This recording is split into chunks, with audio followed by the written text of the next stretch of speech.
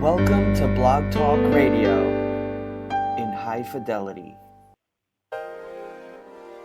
Welcome to the Along Came a Writer Network. Opinions expressed in our shows do not necessarily reflect those of the network.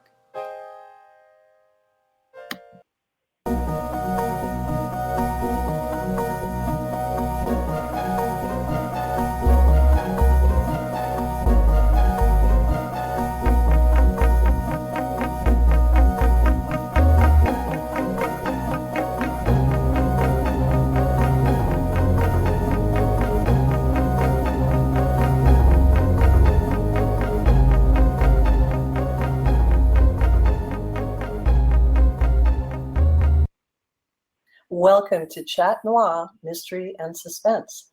I'm your host, Linda Kozar, and today I'm going to be chatting it up with author Rachael Phillips, author of What Else? Mystery and Suspense. And we're giving away a free book, her book, Murder Simply Played. And if you would like to enter, please call in, or you can comment on our Facebook pages, Rachael Phillips' Facebook page or mine, and your name will automatically be entered, not with a like, but with a comment. Now, if you want to call in, the number is 516-453-5123, and Rachael would be happy to answer your questions as well. All right, so I'm going to tell you a little bit about Rachael Phillips. She's a church music director, and she began her unplanned writing career during midlife when the church secretary demanded newsletter articles at gunpoint, and they do that. They really do. At Bethel College, and you're going to have to help me, Rachael, with Mishawaka, Indiana. Is that how you put it? Not too bad. It's Mishawaka. Mishawaka. Okay. Well, I like it. I like it. She was named after an Indian princess. Okay. Well, I love that. That's a story right there. She obtained degrees in professional writing and English, and she made connections that resulted in her first biography, Frederick Douglass, followed by 3 others. 2007 American Christian Fiction Writers Genesis winner and a 2012 finalist for the ACFW Carol Award. Rachael has written 6 novels and recently signed contracts for 4 cozy mysteries. She's also co-authored a reference guide, Women of the Bible, and 3 novella collections. She also is an Erma Bombeck Global Award winner and enjoys writing humor and has published more than 700 articles, newspaper columns, devotions, and stories for newspapers, magazines, and various collections. She and Steve, her high school sweetheart and husband of 40 years, live in Indiana, where he serves as a family doctor and also as an adjunct professor at Taylor University. Their 3 grandchildren and 6 perfect grandchildren all live in Indiana and Michigan. I personally think children and grandchildren are all perfect. I don't have grandchildren yet, but I'm sure they will be. So welcome to the show, Rachael. Well, thank you. Thank you very much, Linda. I've been looking forward to this. We're so glad to have you. So I just want to ask you, okay, why do you write mysteries and how did you get started? Because you said you have an unplanned writing career, and I love that. Absolutely. I wrote a lot when I was a kid, but it didn't occur to me to be a writer at all. It just somehow it didn't register. But in my late 40s, that's when the music director, the church secretary rather, asked us for articles for the church newsletter. And as I got into my writing career, I wrote romances and I wrote biographies. But then I got a contract with Annie's Publishing of Bern, Indiana, and they wanted me to write some cozy mysteries. Well, like I said, I hadn't planned to do that, and I'm so right-brained, I thought, can you really pull this off? I had loved mysteries. As a kid, Nancy Drew, Hardy Boys, Trixie Belden, loved them. But to write one, signing a contract's very motivating. So others helped me, God helped me, and I began writing mysteries. And they're fun, aren't they? Oh, they are. The more I write them, the more I enjoy it. I'm really hooked on it. um, so, is there a secret to writing cozy mysteries? I mean, tell people in the audience how cozy mysteries are different from regular mysteries, because there is a big difference. Yeah, there is a big difference. Well, first, to write mysteries at all, you have to be a little strange yourself. Uh, I agree. you know, as TV's Rick Castle says, only psychopathic killers and mystery writers sit around figuring out original ways to kill people. So it helps to be a little on the twisted side. And if you're a You know, pastor's daughter like I am, hey, yeah, but I cozy agree. cozy mysteries, less blood and guts, which is fine with me. I'm a real wuss. Um, less of that, more of the small town setting. Although, as Agatha Christie said, small towns can be very evil. Uh, but Yes. it usually involves friendly characters, friendly small town, places you would not expect murder to happen or evil to happen, but it does. Mm. Yes. I think those are the scarier places. They really are. You know, Yeah, they and are because yes, having twisted minds though. I mean, I was on my computer a couple nights ago researching poisons, and putting those questions in. How did a person to die? And I thought, gosh, if there was some sort of murder that happened and they saw my computer searches, they would so tie I me hear into you. I get some that. pretty scary ads too. One time I was researching explosives, and so Oh my, for a month or so, the ads that popped up on Facebook and elsewhere were pretty weird. So I it was get that. probably CIA kind of feeling you out to see if you were some kind of, homegrown terrorist.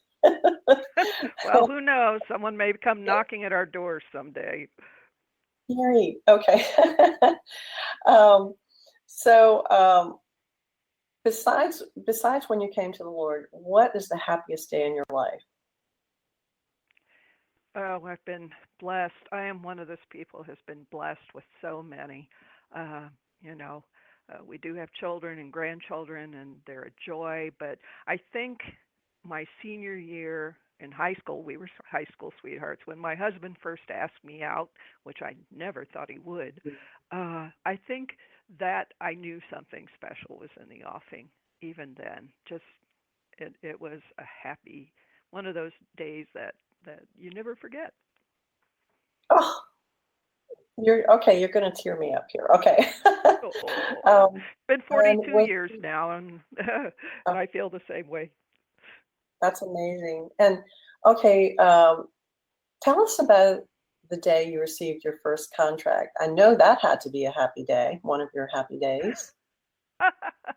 It was great, and it was wild too, because it was a novella contract with Barber Publishing, and the thing was, I my three co-writers, in a novella collection, they were all published, and I wasn't, and they asked me to be part of a poston, so I was the newbie.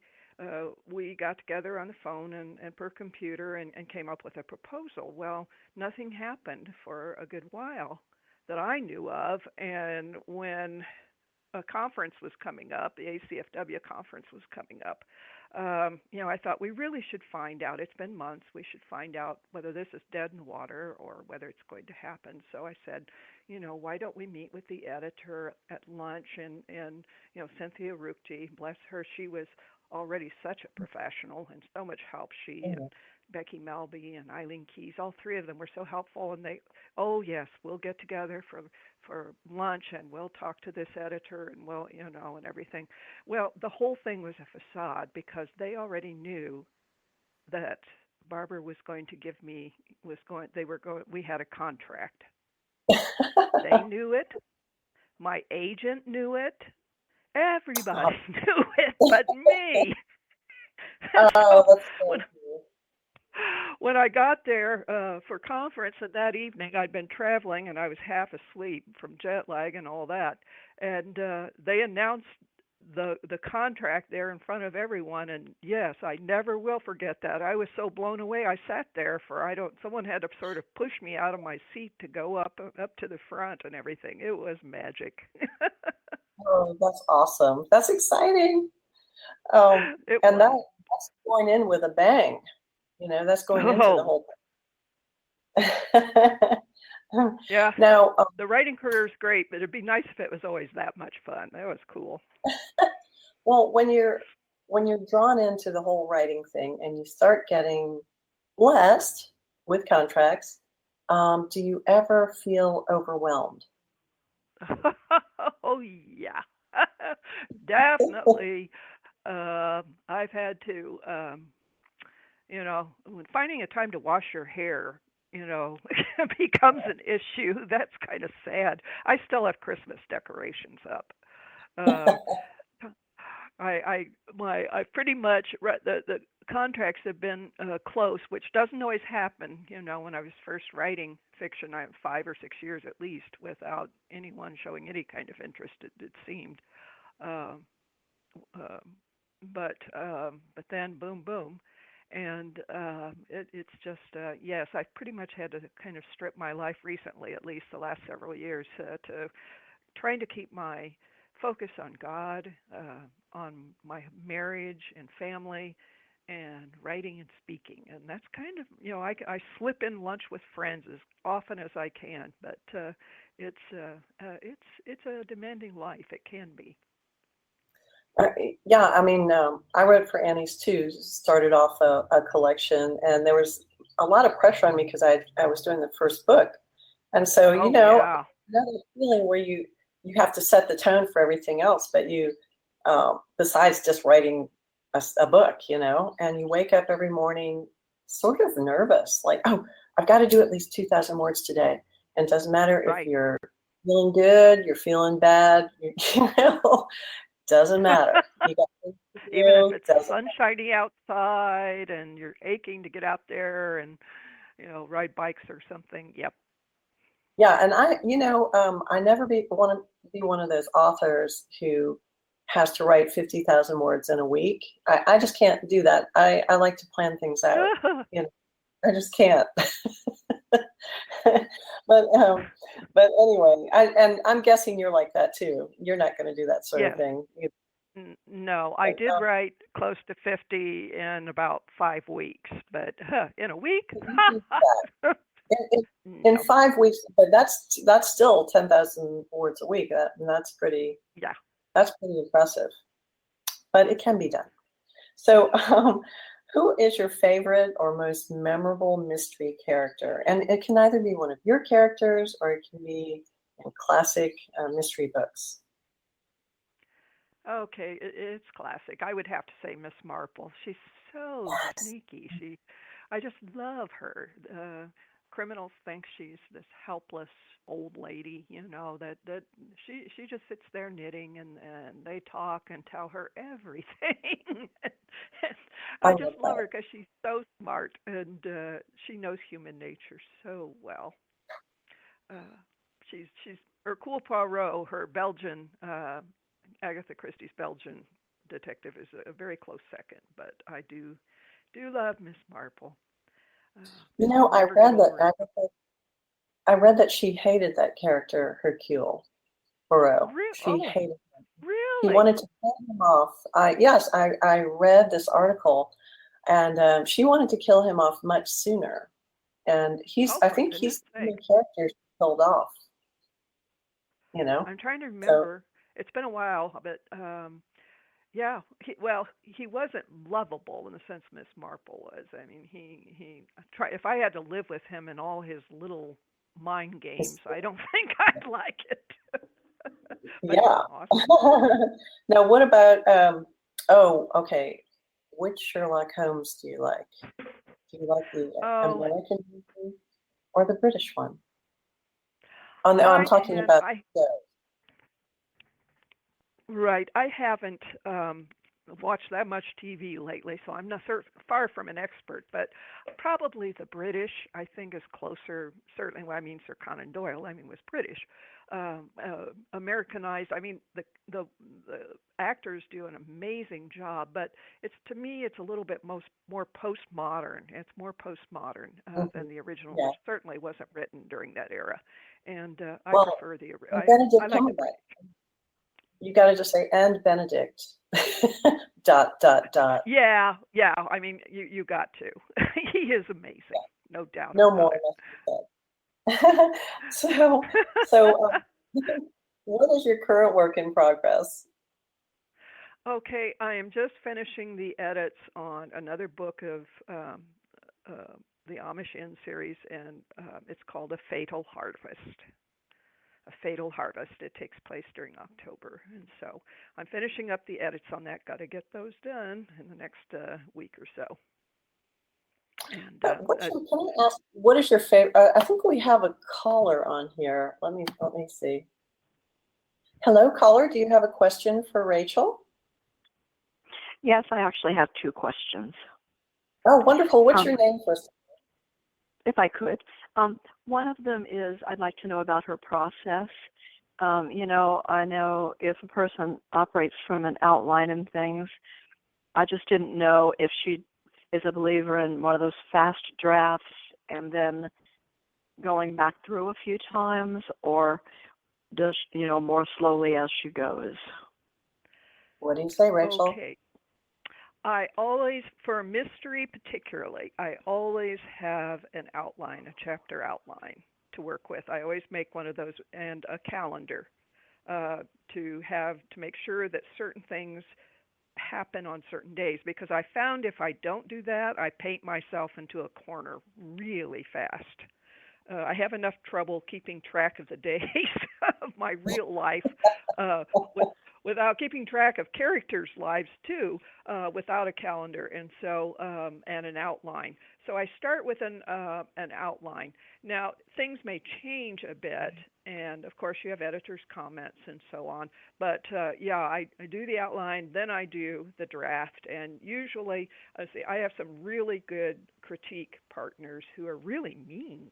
I mean, I love them. They're wonderful women, and I love them dearly, but they are so mean, and they go through my stuff and tear it all up. And between all of us, then hopefully we come up with a draft that I send in.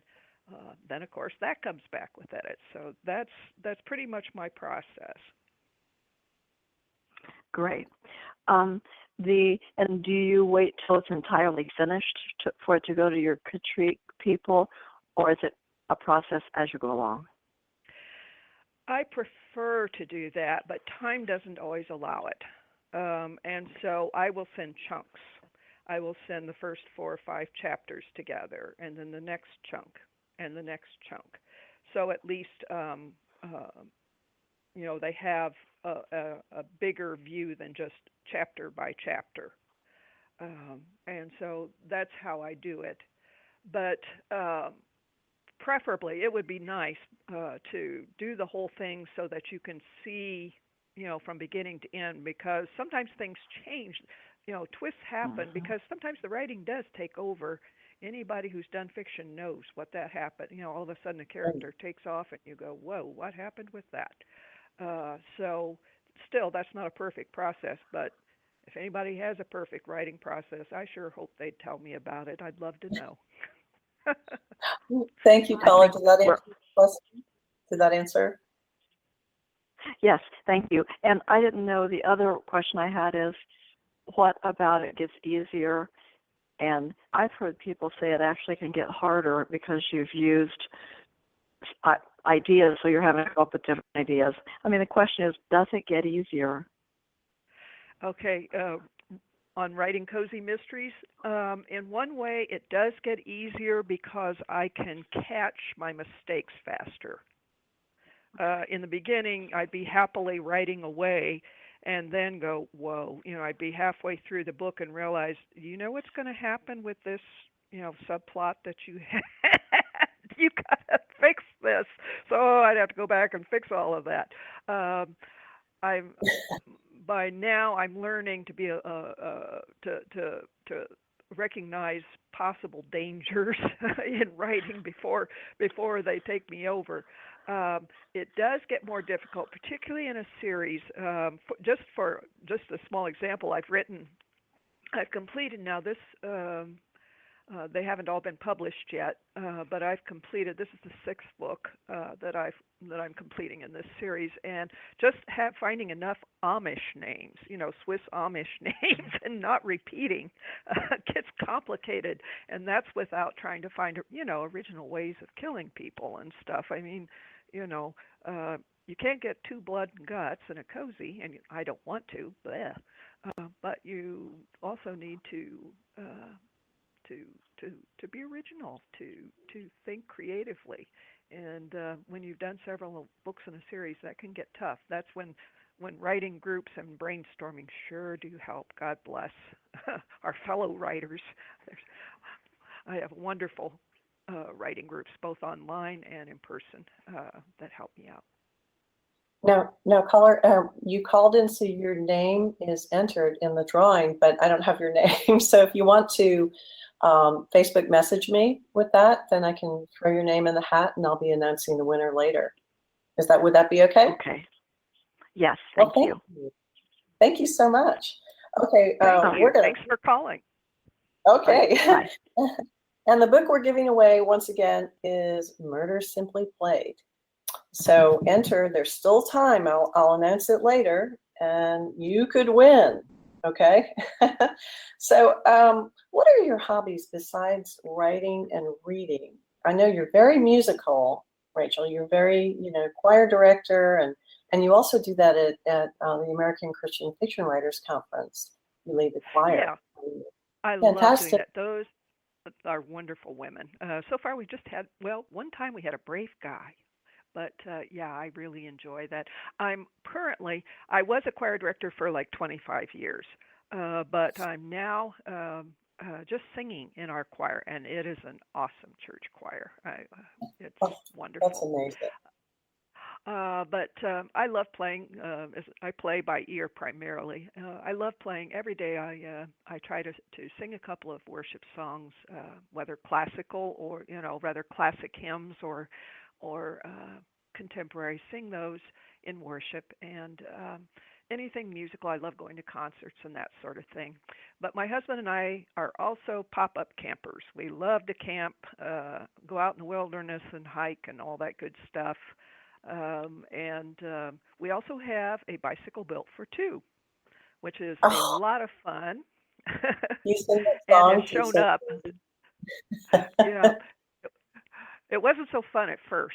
Actually, a magazine article came out of that for marriage partnership. It was our empty nest gift to each other, and we ended up, our first attempt, we crashed into the neighbor's trash can. So it took a little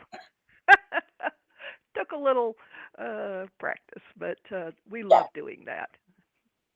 Oh, that's awesome. Well, we're running out of time, so I want to make sure people know how to find you. Okay. Your website is www.Rachael, RACHAELO, correct, Phillips, right.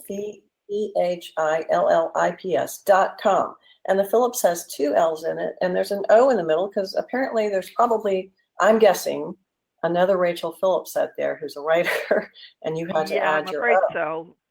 Yeah, we were getting each other's stuff, and she wasn't too thrilled about that. And you wouldn't either, I don't think. Yeah.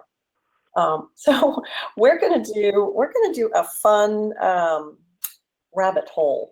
We're gonna go down a rabbit hole right now and just ask questions. Sometimes I call it a believe it or not, or I call it a lightning round. But today we're just gonna go down. Okay. Because we write scary stuff, what personally scares you in a mystery or suspense? More than anything. What scares? I mean,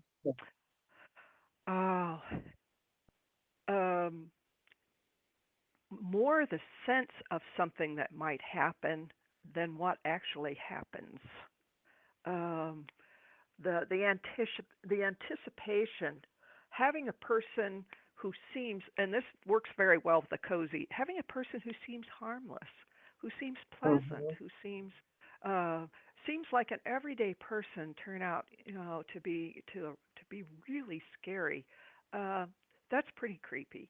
And of course, the classical, dark, scary nights and all of that. I really am a wuss. I scare easily. It's amazing that I'm writing these books. Definitely. Like, okay, like this. If you hear this in a scary movie, listen.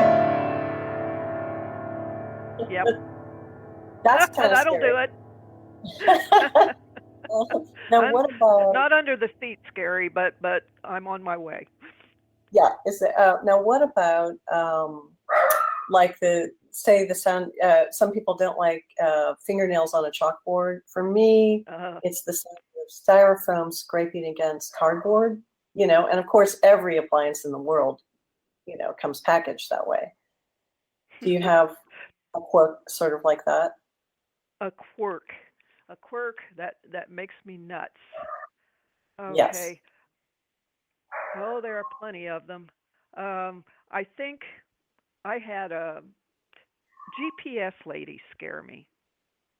They're always so snooty, They never have a GPS lady with a nice, friendly Southern accent or a Midwestern. No, it's someone who makes you feel like you have an IQ of 0.2, See, and so, yes, that grates against me.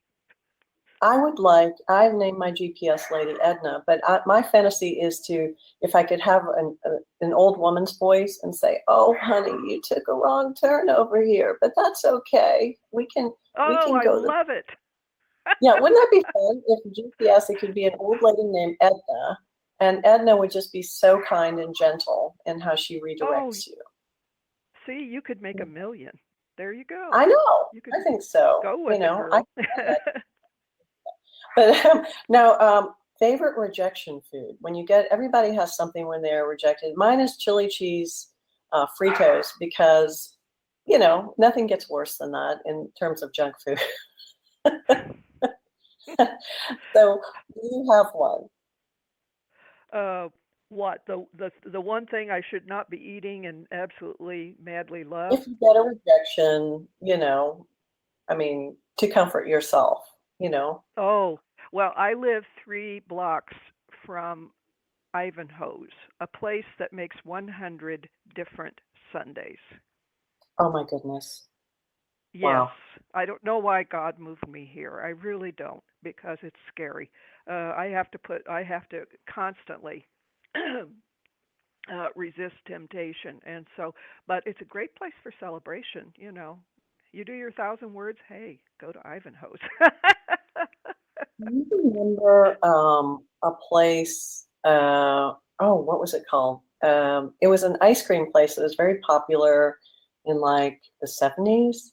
And Johnny's Follies, or I don't know, something like that, where you'd go in and there would be a mountain of ice cream you could share with friends, like scoop on top of scoop on top of scoop with everything on it, like the topping. Here in Indiana, it was Farrell's. And they had something they called the pig trough. That's it.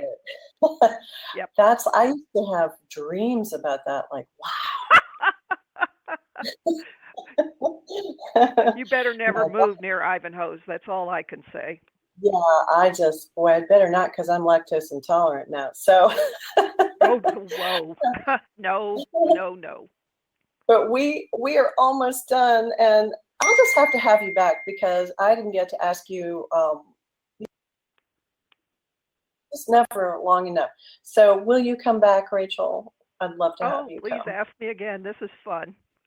Okay, good. Well, thank you so much. And I'll let you get back to writing now. And you guys go out and buy Rachel's books. And there's still time to enter to win that free book. So please go to my Facebook page or to Rachel's and enter your name. Not with a like, but with a comment.